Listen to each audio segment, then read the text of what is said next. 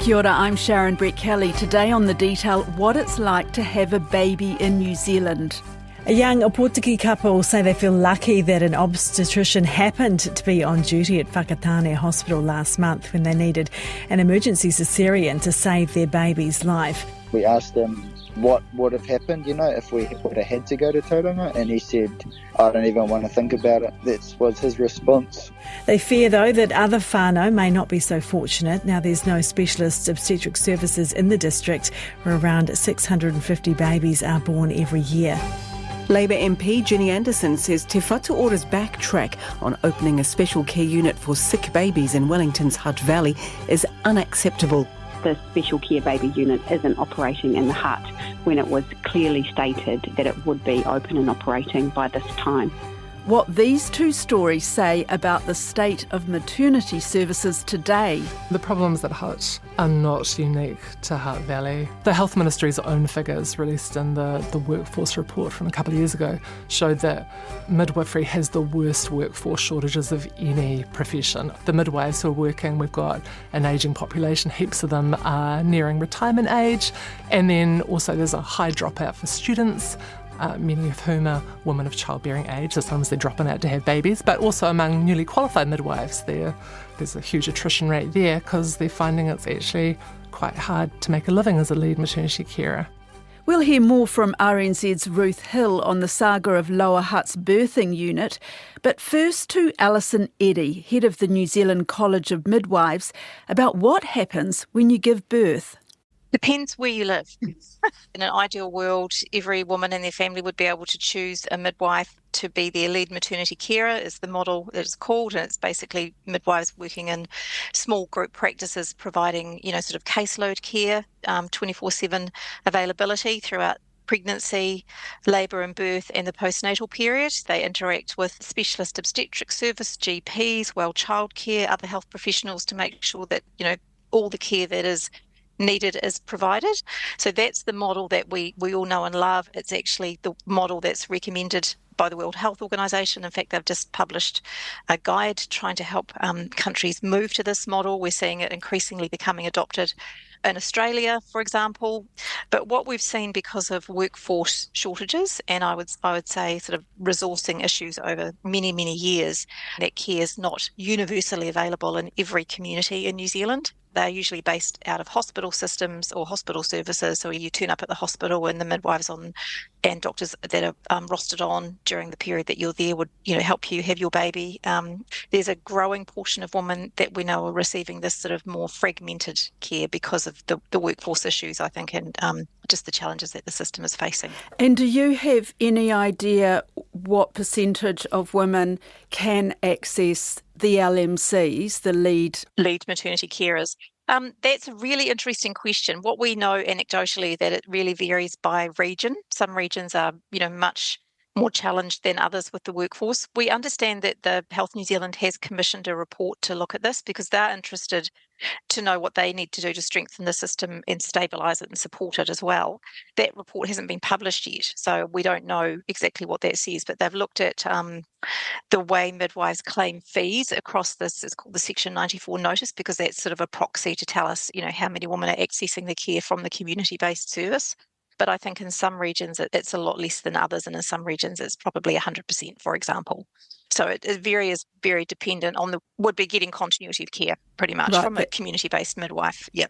What does that mean for a woman giving birth? In a lot of places, she just doesn't have the choice.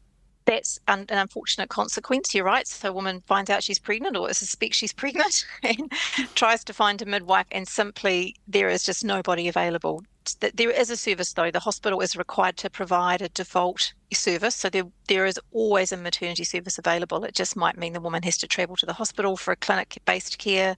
It might not be seeing the same person every time. Each region has sort of set up default type services, if you like, depending on the workforce they have availability, in an urban-ish setting like Hutt Valley, versus a more rural region like Northland, for example. They might organise their services differently because they want to make sure the access is available. So are you saying it's really up to the health bosses to decide whether they think that a primary maternity unit is needed or that all mums can go to hospital or have the baby at home? Yeah. I mean, some of it's historic, so where the facilities have historically existed, they continue. Some of our more rurally sort of focused areas tend to have better access because, for example, Kaitaia, it's a couple of hours from Whangarei. It'd be harder to justify not having a unit there.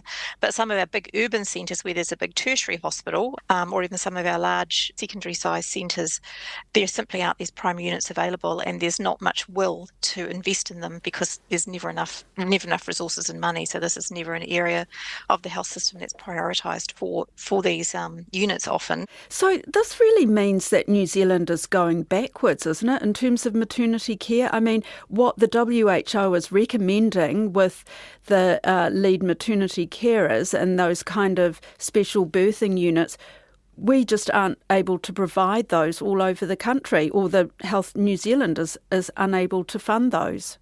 Well, going backwards is probably a bit stronger language than I would use. I think we're still a lot better off than many, many parts of the world. Looking across to Australia, for example, tiny percentage of women can access a midwifery-led out-of-hospital setting for birth other than a home birth.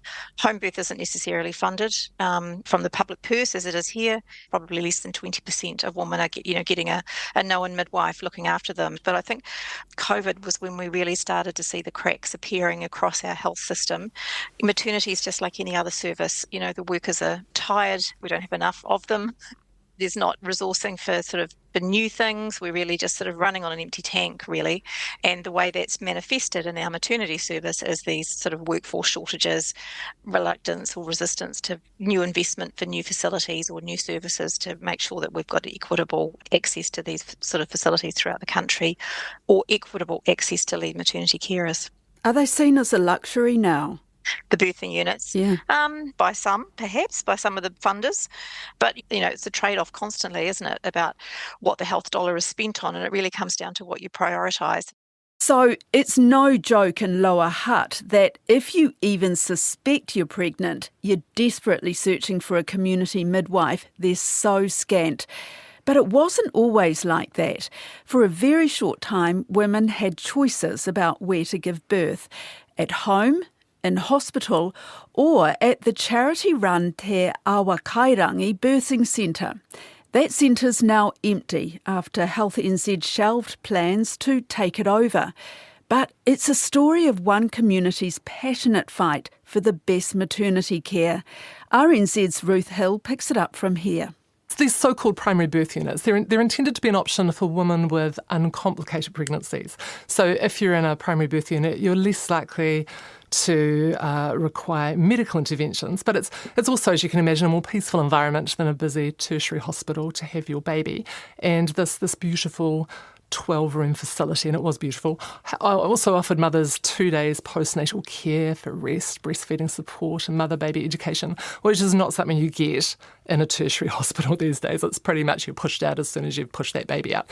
So, but the background to this was there has been huge scrutiny on Hutt maternity services, like dating back years. There was an independent review of the service commissioned by the District Health Board back in 2018, and that was after a tragic death of a baby and another few near misses. But the big thing to come out of that was the huge workforce shortages, which is what midwives and obstetricians have been saying, which put huge stress on the service there. And that was followed up by the Health and Disability Commission. It released its report in 2020, but the baby, Ali Toyoshima, she had actually died in July 2016 at Hutt Hospital, 6 days after she was born. She received massive brain damage caused by oxygen deprivation at birth, but the HDC found it was systemic failures that contributed to her death, and also the permanent brain injury of another baby. So that's some of the background. There had been a lot of scrutiny on the heart. Following that, there was still like a number of what they call code red incidents. So that's where the maternity unit is totally at capacity due to a lack of beds and staff. And at Hutt Hospital, that sort of continues to rise significantly. And simultaneously, we also had lots of lead maternity carers, that's midwives who work in the community who would also use the hospital to help with births. Lots of them were quitting. One of those leading the community battle for better maternity services is Meg Waghorn, head of Hut Families for Midwives, now called the Oxytocin Trust. The Te Awakarangi Birthing Centre at Melling was started as part of, there are a few birth centres that use the same model sort of nationwide, which was started by Chloe Wright, who's now passed away, from the Wright Foundation. And it's hard to know exactly what is a very complex and kind of contested history about what happened there and what the relationship, sort of both personally and professionally, between the birthing centres and the DHBs at the time was. But basically it was being privately run as a charitable undertaking. But for women, for free, they could choose to have a low intervention birth in a purpose-built, really beautiful facility. At no extra cost? At no extra cost. I think there were options if you wanted to have extra night stay, you could cost or gift it, but it was really heartbreaking for the community when it closed. And I think the feeling in general of the community was that we were kind of stuck in between two sort of larger entities that were negotiating about how something could run. And there was a group of interested people in the community that came together who really wanted to advocate for the birthing centre to be taken over and run by the DHB. Here's Ruth again. The Wright Family Foundation were bankrolling it, and they were just hoping that the DHB would take it over. So, Ruth, tell me about the Wright Family Foundation, because they have been a bit controversial in this space. Yeah, they've got history.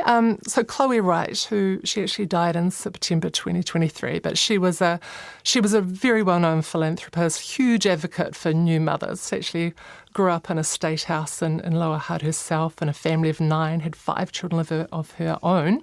She had built the trust had built 4 privately run birthing centres like this, where women could give birth and stay for free. And Chloe Wright, she also launched a campaign calling for the government to fund 3 nights free stay for all mothers. During that time, as part of her campaign, she sent Counties Manukau DHB a $170,000 bill for the services provided by her birth centre, even after the DHB had refused to fund it. But in many cases, DHBs had eventually seen the value in them after the Wright Family Foundation had set them up and proved their worth, so to speak. But that was not the case in the Hutt.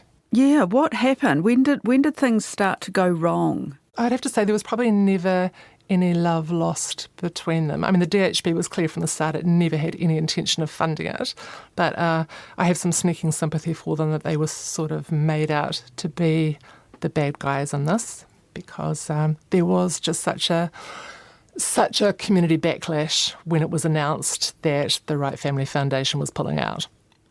And they were pulling out because why? It was costing too much? Yeah, came down to money. So it was mothballed in September 2021. At the time, Chloe Wright said, we have had a loss of nearly $1.5 million in the year to March 2021. So this operation is no longer sustainable.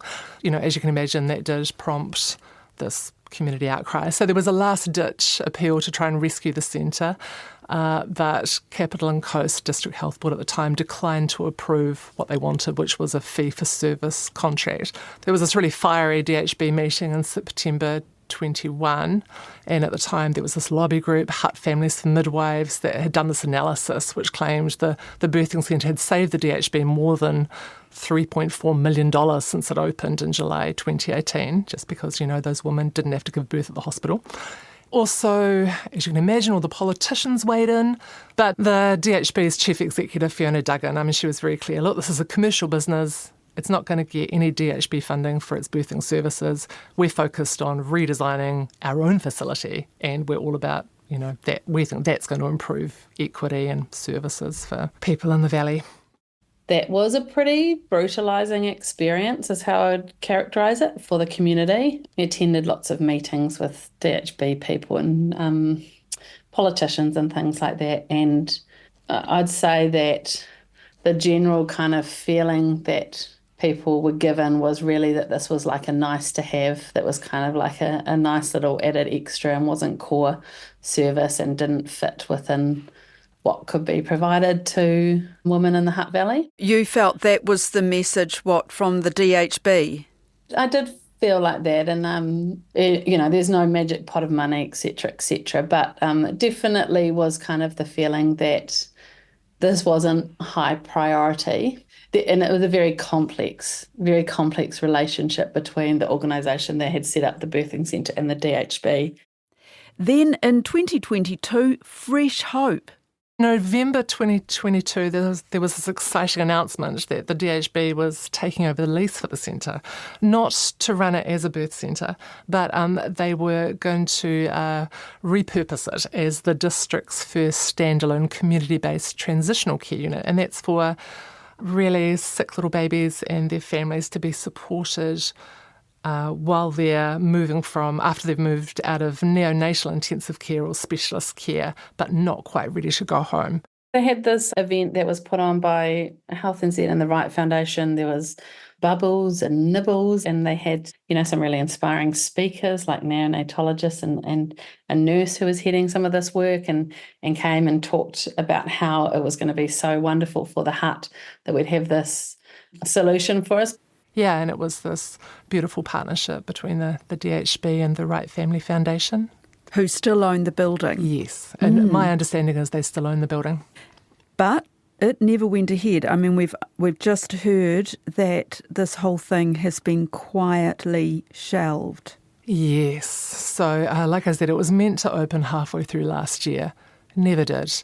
But Labour MP Ginny Anderson, she kept asking those parliamentary questions about it. And this week it was confirmed that, yes, Health New Zealand has been paying their rent all this time, but as you say, the project itself had been quietly shelved. So I've asked some questions of my own of Health New Zealand, and they have an identified spokesperson, says Health New Zealand, they took on the lease for the premises as an option should concerns about seismic issues with the building at Hutt Hospital, which houses the maternity unit, required it to relocate. So that didn't eventuate, and therefore the premises were assigned to a maternity care provider for a period of 12 months while further work was undertaken. But that didn't happen due to what they call competing priorities at the time. And I think you can imagine what those competing priorities might be. There are many competing priorities in health at the moment. And then it's just been sitting there and we've been waiting and wondering. And from time to time you hear rumours, there's going to be something in here or this might be happening. Yeah, and nothing's happened. So that's the state of Hutt's maternity services. Then there's a story of the Aotearoa mother rushed 44 kilometres to Whakatane Hospital for an emergency caesarean last month. We were basically flying to Whakatane like we were in an ambulance, but I was just lying in there and just saw the trees and went straight into the emergency department. Their son was delivered by the sole obstetrician on duty. We asked him what would have happened, if we would have had to go to Tauranga, and he said, I don't even want to think about it. That was his response. But since that birth, Whakatane Hospital lost its last specialist obstetrician. Now Tauranga is the closest option. Alison Eddy explains why. Just to confirm what we know about Whakatane, for some reason, they lost all of their obstetricians within a relatively short space of time. I understand they're recruiting or they're trying to recruit, and the intention is to fully re-establish that service. We would like that to be an absolute priority for that region, so that happens as soon as possible. They do, I understand, have some clinics, obstetrician clinics happening perhaps during the week, but for 24/7 cover, there aren't obstetricians available. So that's turned into a midwifery-led unit by default, and also they've put in place really robust transfer procedures. I think they've got helicopter transport through to Tauranga should it be needed at short notice. And most of the time, these things can be preempted with a planned transfer. Either before or during labour. But it's a significant issue for that community who have to travel, many of them from quite a long way away to get to Whakatane. To travel another hour or plus to get to Tauranga is hugely inconvenient and far less than ideal. So we've really been quite strongly advocating with Health New Zealand to look at all options to get this service up and going. properly again and looking at redeploying, using locums. What do they need to do to actually make sure this community gets access to the services that it needs? Right, but the situation there, is this a one-off, or are you aware that there's a big shortage of obstetricians? I mean, I'm hearing that if you need an obstetrician or you choose to go through an obstetrician, again, long waiting list. Good luck if you can find one who's available. Again, it would depend on where you live, because obstetricians can mostly work in our public system, in our hospital public system, but some choose to work in private practice, but they're not necessarily in every area in New Zealand. Some regions have a greater number of obstetricians working in that sort of private practice model than others. So there might be some areas where women might want that choice and it's not easily accessible to them. I think that, women should be reassured that midwives are really well educated to identify when obstetric referrals needed, and that that service is always available through the public system. Do you think New Zealand will ever be at the point where wherever you live, if you're having a baby, you will have that choice, either the hospital or at home or at a birthing centre? Well, I would like to think so, but I suspect that's probably some way off in terms of the bricks and mortar. Capital investment to build primary birthing units in every city in New Zealand would be fantastic, but I'm not sure how quickly that will happen. But I would hope that we can turn our workforce issues around, and we are seeing some glimmers of change and hope. We've certainly the last year got the largest number of graduates ever coming out of our midwifery program in New Zealand. We've 220 plus graduates coming through this year, where normally we have around 160.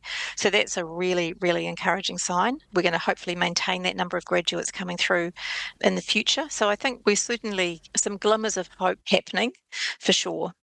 Ultimately, we're all on the same side, that we want people to have a good and a safe experience. But it does feel like it's very difficult to make any change, and it hasn't got easier with changes to Health NZ. It's not without positive elements in the hut.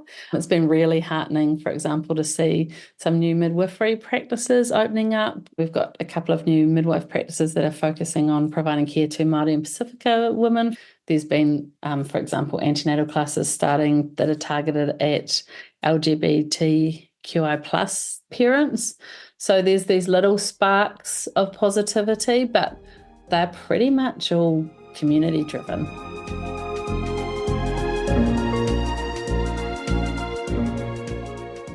That's Meg Waghorn ending today's podcast. Thanks also to Alison Eddy and Ruth Hill. The Detail is a newsroom production supported by RNZ and NZ On Air. This episode was engineered by Mark Chesterman and produced by Gwen McClure. I'm Sharon Brett Kelly. Mā te wā.